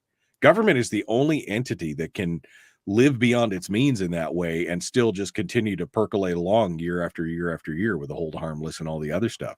But when you have a continual decline in enrollment, you can't just keep leaving all those schools open at 40, 50, 45, 50, 55% capacity. It doesn't make any sense. Right. I mean, now the Eielson closure, that rankled me a little bit. I still think it was politically motivated. The funny thing is, when you saw the list of schools that came out, they put it out right as we're discussing the education bills in the legislature, and 3 of the schools that they proposed closing were in my district, and the 4th one was right outside, and so pulled a lot of kids from my district. I kind of went, excuse me. So I mean, you're gonna argue about which schools we have to close and things like this. Right. But I mean, this is the thing, is that when you have your government running on oil money, or running on honestly on investment money too, coming off of the permanent fund, you don't have to spend it. Efficiently, because the people aren't asking for that. Instead, the people are saying, "Oh, government's got all this money. How do I get my cut?" Right. And everything that we see as an inefficiency to somebody else, it becomes a paycheck. And that's why it gets so hard to cut these things down. Whereas when you fund your government in different ways, people go, wait, that's my money. You better spend it smart. And you end up with a different result. And so, to hear this crap coming out of Scott saying, "Oh, well, if we just had ACES, if Leslie hadn't fought against it," no, if Leslie hadn't fought against it, it still would have gone down. But we'd have all this more money and everything would be golden. And no, we would have had a bunch of more money, and it would have gotten wasted, because we saw what happened in 2022 when the last oil price spike came through right after Russia invaded Ukraine. We had the votes to put a full PFD on the floor in the Senate, and it passed. There was a whole bunch of other stuff that got added to the budget as well that year. Now, in conference committee, the PFD got lowered, but the rest of the budget actually went up just a smidge in the conference committee. And we come back next year in 2023 and we go, "Oh, well, we don't have nearly as much money as we did last year." So what happens? The PFD goes down. The operating budget actually went up slightly. This is all kinds of backwards, guys. No, giving the state more money and just assuming that that's going to fix everything is all kinds of backwards. All that's going to do is increase our spending. This is why we need an actual fiscal plan. This is why the fiscal policy working group got put together, that came up with a actual decent plan. And Scott was on it, and he's turning his back on it. No, and that's been part of the problem the whole time. You've talked about it, the disconnect between the public and the private economy. We're different state than any other state in the nation. I was saying it to Mike earlier that, taxes are really an inevitability in this state. It's going to be coming because they can't. I mean, the 10-year forecast, $1 billion deficits for the next 10 years, and the only place to fill that is from the PFD. But once the PFD is gone, they'll be looking at you, kid. Now free rides die hard. That's going on. What Kyle we haven't acknowledged is that, and I know I heard the bell. What we haven't acknowledged is that certain ways of getting revenue for your government lead to different spending patterns. And when you have something like oil, where you don't have to you don't have to care about the rest of the economy, that leads to higher spending than when you do have to care about the rest of the economy. Here we go.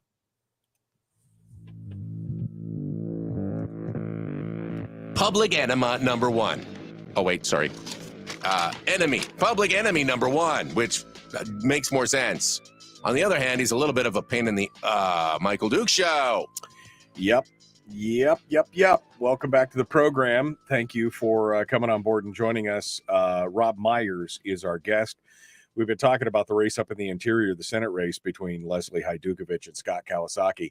Scott had a big thing on Facebook that he posted yesterday, day before. And the craziest line was out of the whole thing was this one for me, Rob. The Hydukovich tax killed jobs, closed schools, and raised property taxes all across the state, and costs every Alaskan over $2,000 per year in lost PFDs.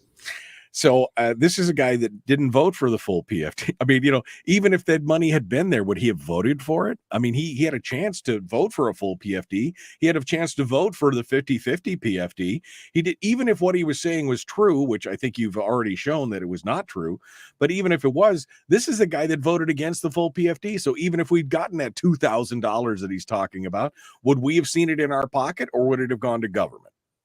So, we're talking a little bit over the break about the fiscal policy working group in 2021, because, in 2020 and 2021, because of COVID and oil prices were so dang low, we were so broke around here that we finally were starting to face up to the fact that our system in this state is broken, and it was time to do something different. We have to fix our state's budget.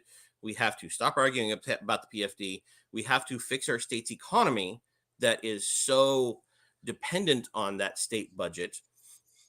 And so, the fiscal policy working group got put together. Scott was on it. Here's the thing.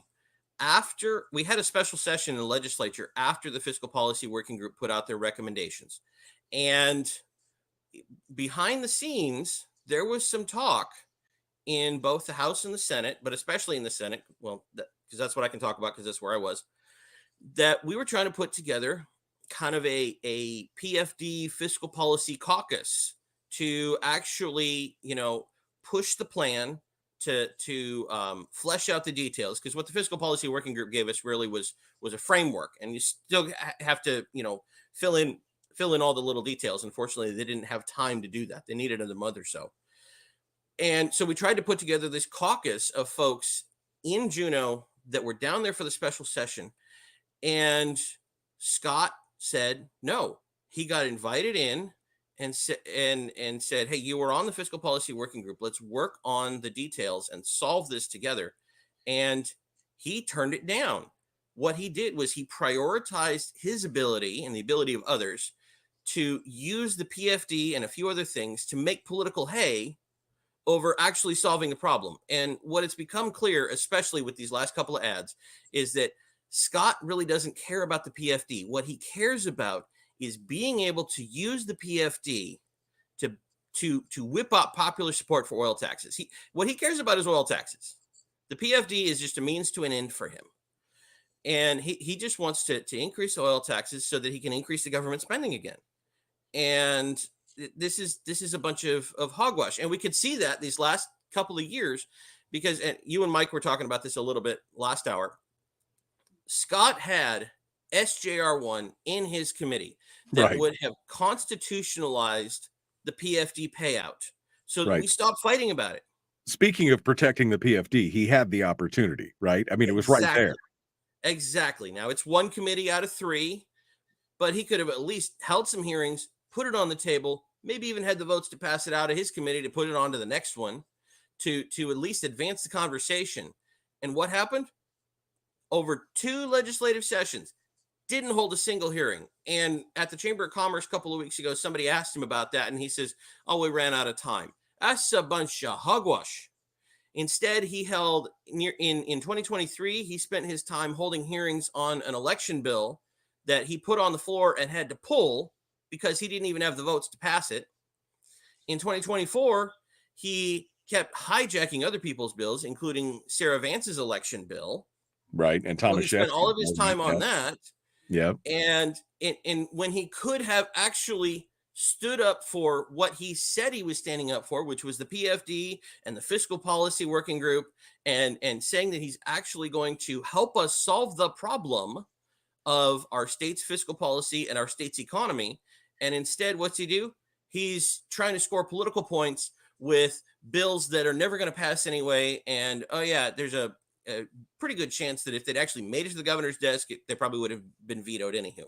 So you want to waste your time on these bills that are never going to go anywhere, and then say on this other piece, "Oh, we ran out of time. We couldn't hold hearings, even though I had 242 days. I could have held a hearing on this thing." I'm sorry, excuse me. How does that work? You're the one. Only you only have yourself to blame at that point, right? I mean, if that's what the thing is, and you didn't have time, it was because of you, not because of anything else. If you had that thing in there the entire session and did nothing with it, you can't call yourself a stalwart defender of the PFD at that point. I mean, it just doesn't matter. And instead, what's he doing? He's chair of a committee. He's in the super majority, which can do anything they want, basically, because they've got the votes. And what's he doing instead? He's behaving like a minority member, and he's going out and hijacking other people's bills. He's trying to hijack my bills. He's trying to hijack Sarah Vance's bills. I'll give you one example. Okay, so I had a bill in 2023. This is something that had been in the legislature for half a dozen years already, and I was kind of able to push it through the last little bit. That just says that if you get out of prison and you don't have an ID, because you have to have an ID to do anything in this town, in this this world, that the Department of Corrections is going to print you an ID that's good for 6 months, gives you a chance to get back on your feet, and then go down to the DMV and get your actual ID that's going to be good for 5 years, Right, because they obviously know who you are, right? I mean, you're in prison, right? It's not like you have to go track down a bunch of documents. They just give you an ID that's good for 6 months, right? Right. Okay. So now this wasn't, like I said, this wasn't my idea. I worked with Andrew Gray in the House on this. This has been something that's been in the legislature already for 6 years in one form or another. And it goes to State Affairs because State Affairs handles both the DMV and the Department of Corrections. Okay, no problem. I don't care.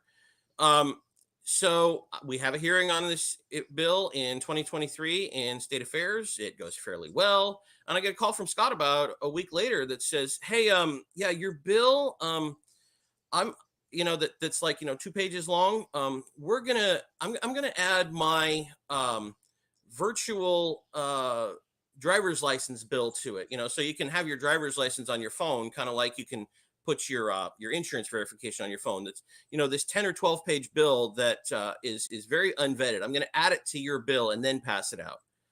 I'm sorry, you're going to kill my bill with your bill that you don't want to put the work in to actually try to pass? Because again, it's not like this is, end of session. My bill has had some hearings. I'm just trying to get it across the finish line. No, this is the middle of the first session. He hasn't even held a hearing on his own bill yet, and he doesn't want to put the work into it. So he's going to hijack my bill and throw his bill into it so that he can still be lazy and then try to take the credit at the very end when it passes. No. So I made some phone calls to make sure that didn't happen. They passed my bill out of his committee about a week later, and we moved on, and we got that bill passed by the end of 2023. And, I spent the last 2 years in the super minority, and I passed 3 bills. And I passed 2 bills the year before that. So I've been in the legislature 4 years and I passed 5 bills. Scott's been there 18 years and he's passed 5 bills. This isn't a majority minority problem here. I'm passing Right, more bills in right. the minority than he's passing in the majority because he doesn't put the work in to Right. pass the bill. Well, and he even you had another thing where he basically Mike was just talking about how you got upset on the floor about how he said, "Oh, you talked to him and you wanted him to help you," and uh, tell us about that. So okay, here's so I passed 3 bills this last 2 years. Okay, it made Scott look bad. So what did Scott do? He went around behind my back to talk to other majority members to tell them to start killing a couple of my other bills so that I didn't make him look as bad. Because I actually had 2 other bills that had a shot at passing this last year, and they got stymied. They went through one committee and then died before they could reach the floor because they got stymied because Scott is telling people stop letting Rob have bills because it's making me look bad because I can't pass anything and he does, and I'm majority and he's minority. So what does he do? He takes one of my bills that he has stymied that actually could have been on the floor a month and a half, 2 months earlier. And he without talking to me, he takes my bill and hijacks it and tries to throw it in Frank Tomaszewski's bill. The problem is that would have been a single subject violation. And I already had a constituent tell me he really wanted Frank's bill. And he was worried that if Scott shoved it in there, that it would kill both bills. And he already had a lawyer lined up to sue afterwards. So I said, okay, well, I don't want you to spend money you don't have to. So I worked with Frank to try to make sure that now it stuffed in on the Senate floor. It passed 11-9 and went back to the House.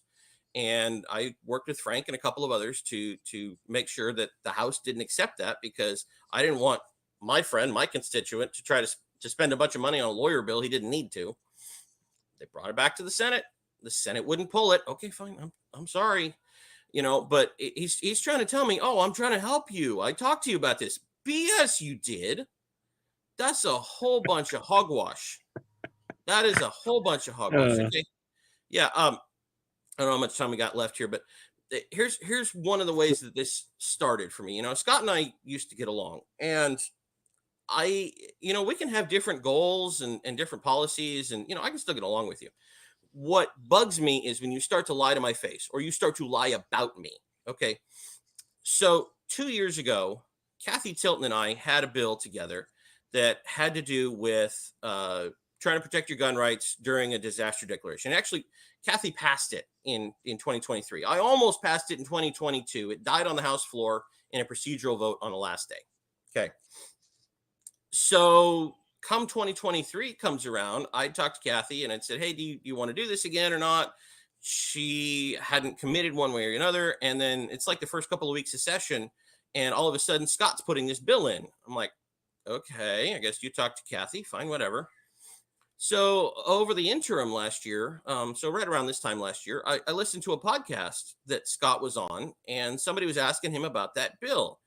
And he said, oh, yeah, it was a bill that a majority member had, meaning me, that he's now in the minority. And so he asked me to carry the bill instead because, majority members pass bills and minority members don't. Hogwash. I did not, nor would I have ever asked him to carry my bill, because I know you give a bill to Scott, it is the kiss of death because he does not do the work to pass the bill. Now, Kathy passed the bill. It passed near the end of the session in 2023. I'm glad it passed. But I also know that with Scott's name on it, with Scott's office being in charge of doing the work to pass it, it was never going to go anywhere. Right. Because okay, the fact that he doesn't do the work to pass bills, fine, that's on him. But the fact that he's lying about me and saying I asked him to carry a bill, that was the last straw. No, I'm done with this.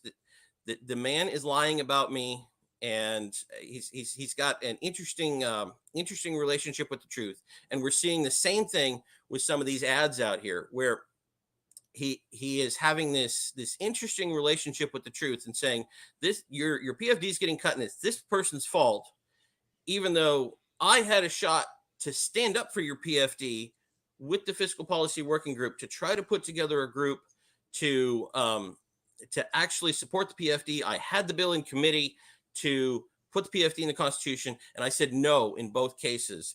But no, it's really somebody else's fault that your PFD is getting cut. Right. And it would be $2,000 more, but of course, I'm never going to give that to you. We're just going to take that money in state if that's the case. It's insanity. All right, Robb Myers is our guest. We're going to continue here in just a moment. Don't go anywhere. The Michael Duke Show continues. One final segment. Back with more in just a moment. Common sense, liberty-based, free-thinking radio.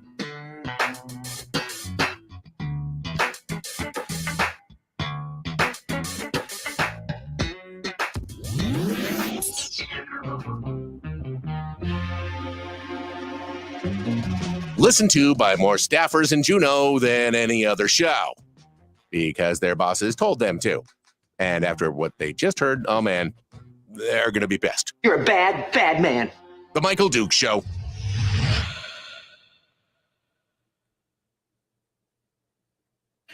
Okay, we're back in the break. And yeah, that's HB 61, the one that the gun rights group is beating us up over. Yeah, no, that's the whole FACL thing all over again. Which is really funny because that same group actually supported the bill when I had it in 2022, but now they're against it. What the hey? Yeah, exactly.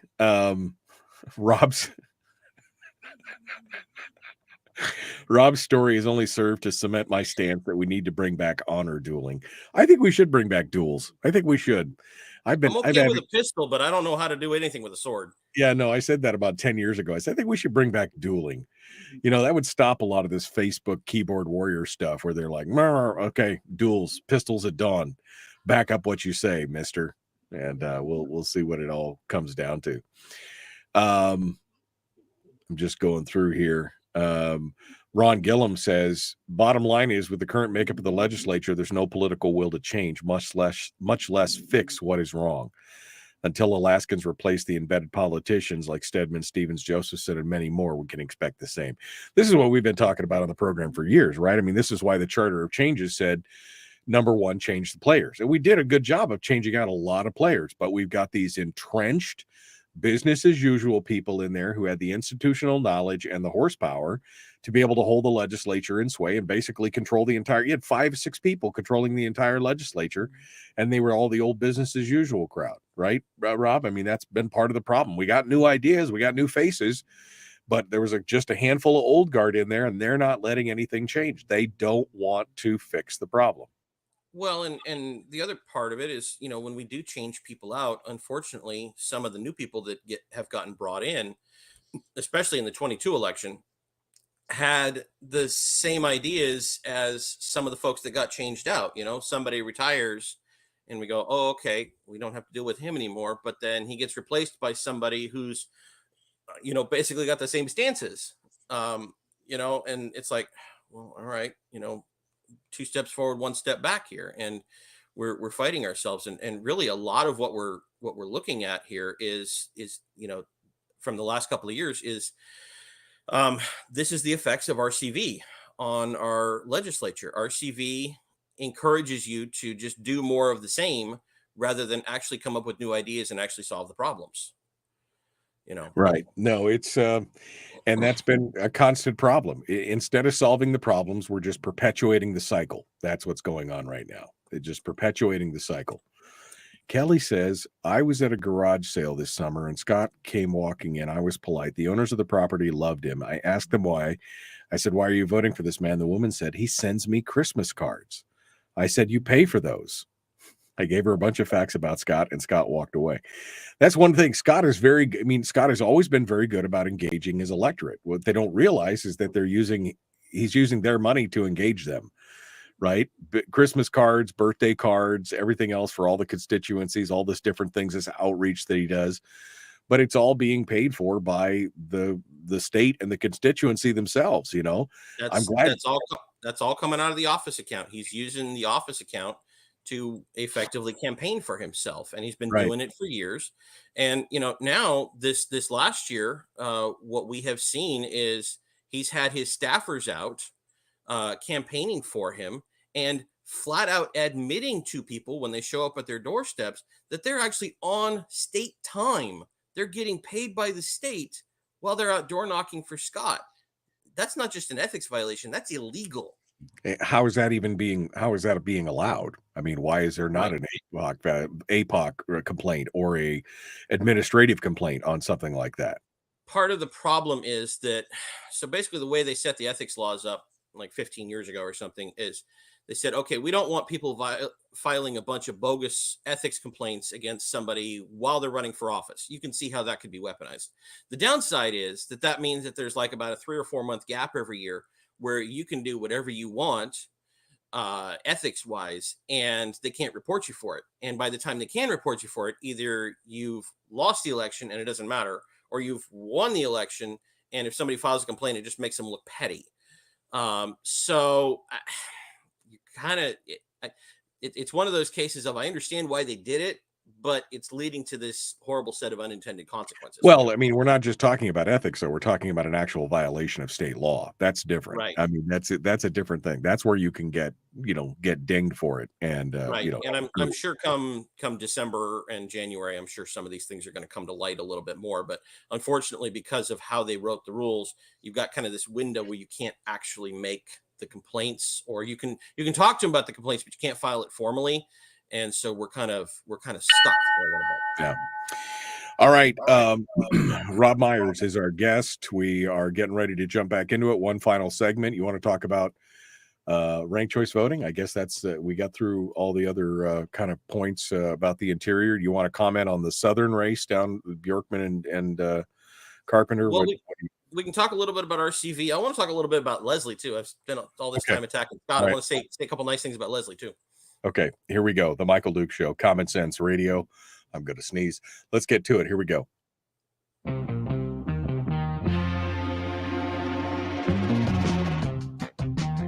The Michael Duke Show. Seriously humorous with a pinch of intellect. Sorry. That is humorous. Here's Michael Dukes. One final segment with Robb Myers, state senator from District Q. Mm-hmm. Q. I was going to say it's Q. Up there in the interior. We've been talking about that interior race between Scott Kawasaki and Leslie Hajdukovic. And we talked a lot about Kawasaki in his commentary. Hajdukovic herself, though, I mean, I've interviewed her. She's going to be on the program tomorrow for about a half hour. Seems like a nice lady. Wasn't completely up to speed last time I talked to her. Hopefully by now she has been. She wasn't as strident on the PFD as I'd like, but I think she's still better than Kawasaki. But you've got some points you want to make. Yeah, so Leslie is an interesting candidate because with the experiences she brings to the table. No, she hasn't worked at the state level, and so she's been learning a lot there. She and I've had a lot of good conversations the last year or so about what's going on at the state level. Just kind of the play inside the legislature, the different personalities, things like that, the situation we're in, and kind of just the situation we're in general, with the fiscal situation and stuff like that. She actually comes at it with both local experience and federal experience, though, and she worked for Dan Sullivan for 5 years. She was his, I can't remember if it was state director or just Fairbanks area director, one of the two. But I've heard a few people kind of poo-poo that experience a little bit. And I want to say that is a huge benefit for somebody coming into the legislature, because I have to call somebody in the congressional delegation 3, 4, 5 times a year and say, look, guys, I'm having an issue with road maintenance, and it's a problem with the feds because the feds own the land the road is on. I'm having a problem with, I'm a commercial driver. We're having a problem with people trying to get their commercial driver's licenses because the rules the feds are giving us, which don't work in Alaska, things like this. So, I've called Murkowski's office. I've called Sullivan's office. I've even called Peltola's office and talked to them and said, we have these problems here. And for her to come in with that experience of how the federal government works and already knowing who to call, that is going to give her a huge leg up in dealing with the feds compared to a lot of us join the legislature. I got into that and I had to learn this all from scratch. And so that really slows down the process. She's going to come into it and already have that portion of it under her belt. And we already know we have huge issues in this state with dealing with the federal government. And she's going to have a leg up compared to most legislators, and especially most freshman legislators, in dealing with those issues because of her experience in Sullivan's office. Well, and I think that's a positive for sure. And because again, having that institutional knowledge will help for sure. The PFD thing, have you talked to her much about the PFD and about the statutory or the 50-50? What have you come out with of that? Yeah, we've talked about it a lot, and I mean, ultimately, what Leslie and I agree on is we agree that the end goal needs to be stronger private sector, smaller government sector. That's we both agree on that. And we may disagree a little bit on how you get there, but we agree at least on the main goal, which that puts her up over one up over Scott, because Scott's goals are the other way around, and he's just going to use the PFD to beat us over the head to get more oil taxes so he can fund more government. But Leslie and I agree that we need a stronger private sector and a smaller government sector. And that's a large part of the reason I support the PFD, is because I would rather see that money go out to the private sector, and the way you fund your government sector affects how big your government sector is going to get. Not just the straight dollar figures, but where those dollars come from change how big your government sector is going to end up being, and it changes where and how you spend that money.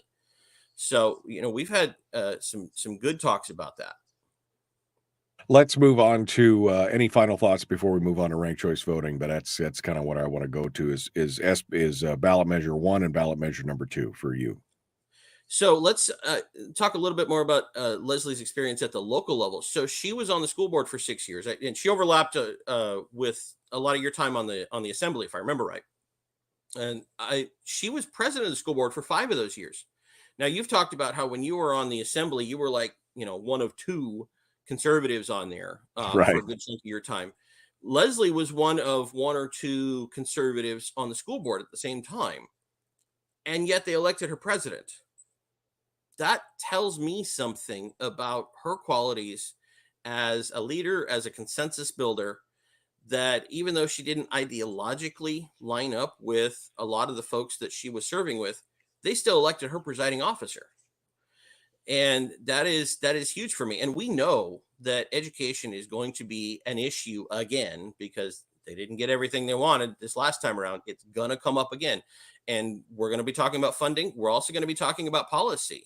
And, a lot more of those policy discussions happen at the school board level than happen at the state level. And she's going to be able to bring that experience up to the state level. Yeah. And I think, again, having that background knowledge from the school board will definitely be a big help for her on that as well. Right. Yeah. So let's talk RCV. All right. Let's talk RCV. Hit me with it. Your thoughts. Yeah. So there's a group going around this year called Vote Alaska Before Politics, which is interesting to me because they only push candidates on one side of the political spectrum, but whatever. So let's say I walked around as a candidate and I said, hey, I'm part of Vote Alaska Before Politics. I'm supported by Vote Alaska Before Politics, things like this. And Vote Alaska Before Politics got wind of this, and they said, no, he's not. No, he's not. He's not part of us. He's not part of us. I go, well, but okay, but you don't have any say over whether or not I can say that, because the state lets me put that label on the ballot, and you don't have any ability to say that. So that's one of the things that we're doing with this whole open primary bit as part of RCV is we've said anybody can, put themselves on the ballot with the whatever party label they want at the very end of their name, and the parties don't have any say over whether or not they're actually agreeing with them. Right. And we're seeing this across the state this last couple of years is people are saying, oh, I'm part of X party, but I actually vote with the other side. I actually believe things the other side believes. And in the old system, when you had a party primary, that gave the party a chance to say, yes, this person belongs to us. This is the person we want to represent us in the general election. And they don't have that ability anymore. And instead, it allows people to effectively lie about who they are. Because, when you got that R or D or A or whatever at the end of your name, let's be honest here. It's not just about a party. It's a shorthand that voters use to say, all right, this person doesn't necessarily agree with everything in the party, but it at least gives me a general idea of their basic philosophical bent when they get Right. into government. And to allow people to get through without the party vetting them, that allows people to lie to the voters. And it's a bunch of hogwash. And so you end up with Eric Hafner. Because I had, now there's only three people that, Republicans that said, hey, Dahlstrom's going to make it through. Begich is going to make it through. That's what I care about. So I'm going to go spend my vote on this Eric Hafner guy to see if I can get him to make it through too. And you remember, I don't know how many people remember, but 30 odd years ago, there were lawsuits about this that changed the primary system from an open to a semi-closed, Right. because people were going, oh, well, there's only one candidate on my side of the ballot, so I'm going to vote on the other side of the ballot. And now we've got people openly admitting that. And now the Democrats are going, whoa, hang on here. Hold on. This isn't who we want to represent This us. was all good for everyone until it affected our candidate. And then it's not good for everyone anymore. Right. Exactly. It goes back to an old, an old constitutional right, freedom of assembly.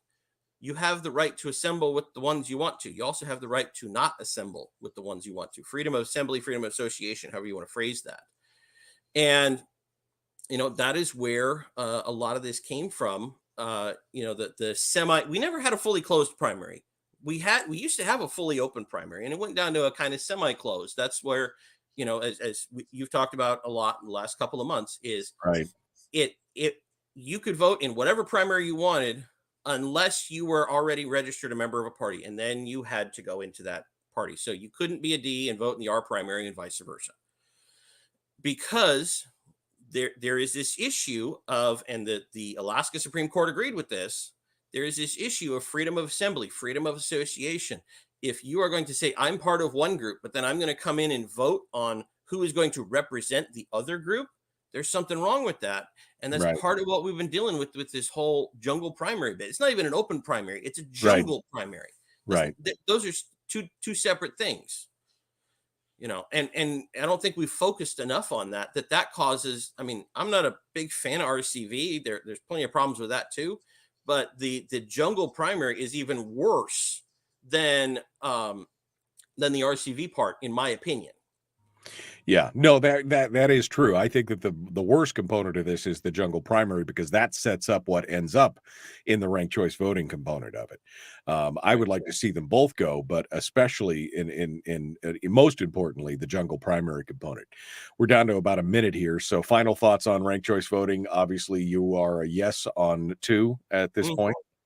Most definitely a yes on 2. Yes, I've been putting stuff out on my Facebook pages, and yeah, we got to repeal this dumb thing, because it's they're trying to sell it as saying we're going to bring things more out into the open by having this open primary. The end result, we've already seen part of the end result. The end result is going to be that the parties are going to close things down and do more things behind closed doors, rather than opening it up to having people on a ballot where, if people so choose, they can go vote. And instead, we're going to put it behind closed doors and to decide who's going to be our candidate and who is not. All right, Robb Myers, our guest for today. Thank you, Rob, for coming on board. Folks, we're out of time. Tomorrow, Sarah Vance, Leslie Hajdukovic on the program. We'll see you tomorrow.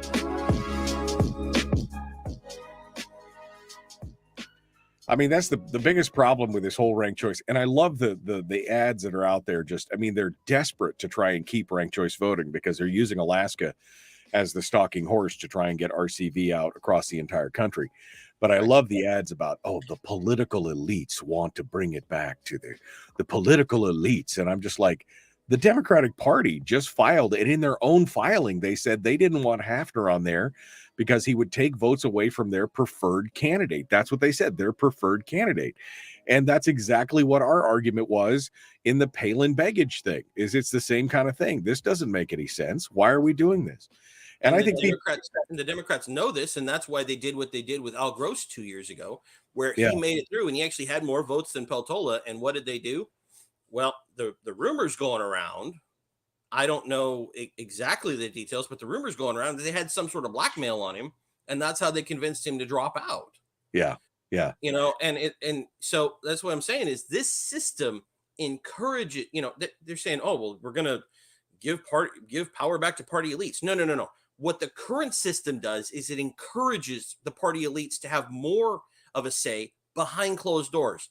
In the old system with actual party primaries, it puts it out into the open so we can actually see what's going on. Right. Well, I mean, and that's part of the problem is the Democrats have always been better about focusing and having just one solid candidate. They may have a few little hanger-on fringers, but they always had one solid candidate. And that's why we had those lawsuits 30 years ago, is because they had one solid candidate. They weren't going to vote in that. So they went over to the Republican primary and they voted for the weaker of the two candidates in the Republican primary. That's why we closed the primaries to begin with, is because that kind of stuff was going on back and forth. And so now they're taking the same example. They're getting one candidate. The Republicans, they actually did it. They did it well this time. Everybody dropped out that needed to drop out.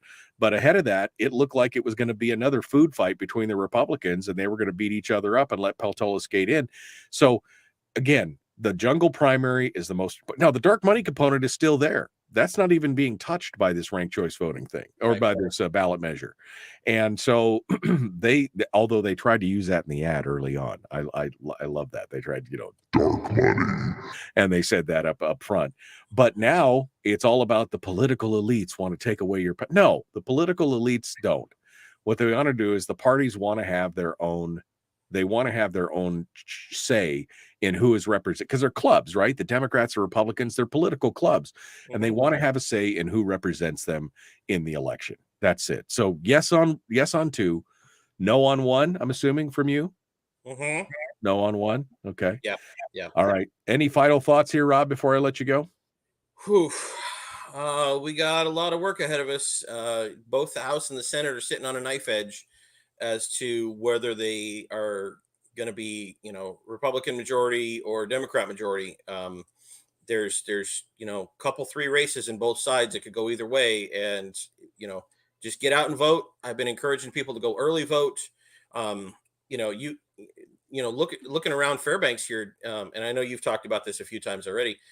This storm that we went through up through here a week ago, that they couldn't even open the Division of Elections office for the first day early voting because people couldn't make it down the roads. And I'm sitting here going, all right, if that storm happens on election day, how many of us are going to make it to the polls? Right. How many of your polling places are going to be staffed because the staff couldn't make it to the polls? How many of your polling places are not going to be able to be open because the freezing rain came down and pulled all the trees into the power lines, and now your polling place has no electricity? Right. It's like, we just had this major we just had the major snowstorm yesterday here. It kind of shut down the whole city. Schools closed, everything else. I mean, what if it had been yesterday? Would more people have gone out to vote, because of that? So you've got the opportunity now to early vote. Right. I mean, we already know. I mean, you go back historically, they can track the influence of just flat out weather on turnout. You have bad weather, turnout goes down, and that's not counting the rest of things that happen in life. You wake up on election morning and your kid is sick and you got to take them over to urgent care and you're going to be busy with that all day. Or, you're at work and your boss says, hey, can you stay late? I haven't voted on election day at my actual polling place since 2016. And for the, I always go down an early vote for the simple fact of the matter that I have always had jobs the last, dozen years or so where I work, 10, 12, 14 hours a day, or maybe I'm even out of town on election day. And, with my schedule as a truck driver, I never know, more than a couple of days out what I'm doing. So I look at it and I go, oh, okay, early voting for the next 2 weeks. I don't know if I'm going to be in town on election day. So I always go down an early vote, this is a great opportunity that we need to take advantage of to bank our vote. Bank your vote. The state party is pushing it. The national party is pushing it. I think, people are getting the hint. We're having record numbers of early voting so far this year. Keep it up, guys. Go early vote. Get it done with. Yep, absolutely. All right. Well, Robb Myers, thank you so much, my friend. As always, it's good to talk with you. We will see you, I guess, post-election. We'll do a recap and see what you think. How badly are we boned at the end of this whole thing? All right, Rob, thanks for coming on board and joining us. I appreciate it. All right, folks. Well, that does it for me today. I am going to go find some Alka-Seltzer Cold Plus, apparently. That's what Greg recommended. Going to go do that, and then we're going to be back tomorrow with Sarah Vance and Leslie Hajdukovic will be joining us tomorrow on the program to talk about all this stuff. All right, folks, we're out of time for today. We will see you tomorrow. Be kind, love one another, live well. The Michael Duke Show, Common Sense Radio.